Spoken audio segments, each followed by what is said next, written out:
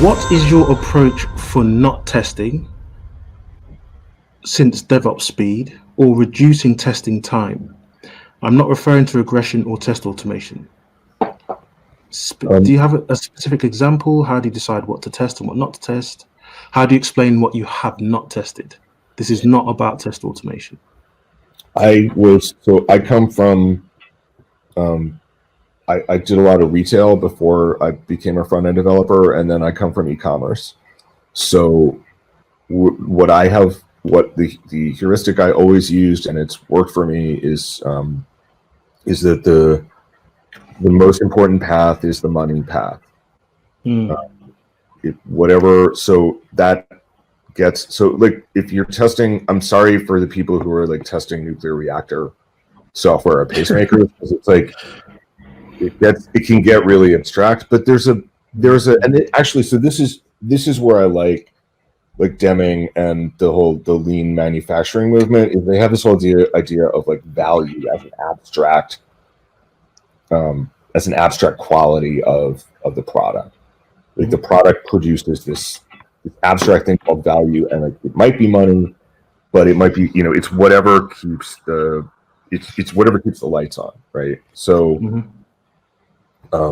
in a pacemaker, like the value is much more about reliability than it is about, hopefully is much more about reliability and reproducibility than it is about directly generating revenue. But so anyway, I mean, I'm already so this is like so deep in philosophy already. I'm already confused. So to step back, I mean, it's just like it is a difficult process to sit down and with a lot of products and say where's the most value generated, and we need to protect it. But once that question is answered, then in my opinion, it becomes a fairly simple process of like the areas that are the most valuable need the most protection. And so by then starting from that assumption, then that means that the least valuable areas of the application will have like not the greatest protection and like might break. And that is that's something that needs to be communicated. That's something that just needs to be communicated and factored into incident response. But I think, again, like if you look at any of the interesting books on how to do delivery faster in the last 10 years, a lot of it is about figuring out where to do like full-on real-time incident response versus where to let maybe let the self-healing system handle it, or let the cron, or just let a cron handle it.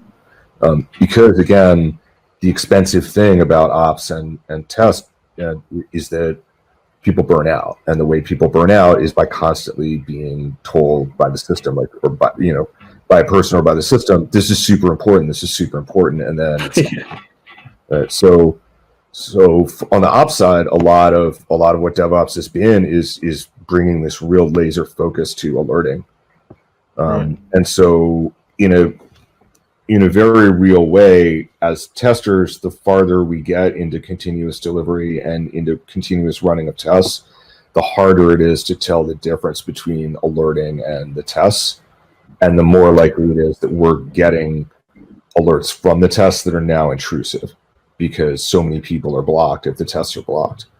And so, so again, I mean, I think there's a nice sort of history to look to there, and sort of how the ops world has changed in their views toward monitoring and alerting in the last 10 years.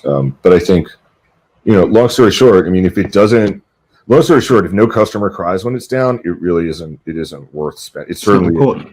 It certainly to me is not worth spending a bunch of manual testing time on, because that's the most expensive stuff.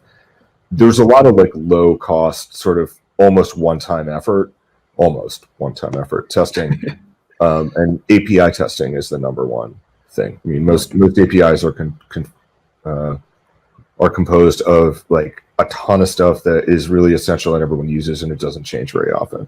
And so just writing an API testing is one of the few places where you can get away with you really just do need to validate that it does what it does.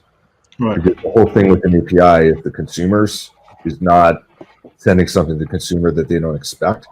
And so as long as you know what all the consumers are at a given time, and what they expect, and you write tests that validate all of those expectations, then you have like a really solid safety net, and it's, probably don't have to touch it again for a year.